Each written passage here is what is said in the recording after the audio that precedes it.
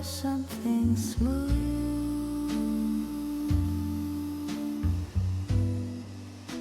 The night is young,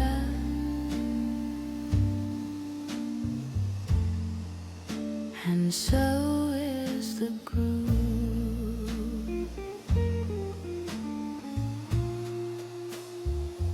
Where the vinyl spins, the legends live. Where the vinyl spins, the night forgives. This is the great and the cold. This is the great and the cold.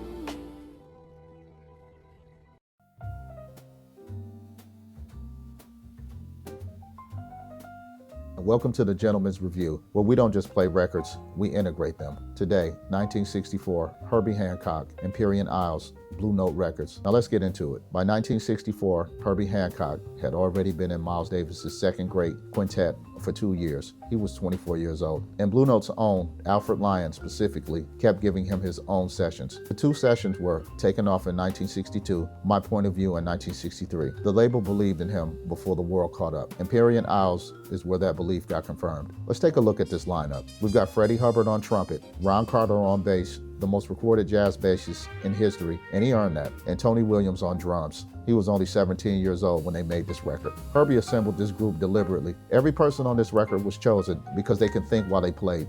The record opens with One Finger Snap, and from the first 4 bars, you know you're in the presence of something serious. Herbie's left hand is doing architectural work, while his right hand is running melodies that shouldn't be able to coexist with each other. Hubbard comes in swinging hard. Williams is pushing, not rushing, but pushing. That's a difference. It's a big difference.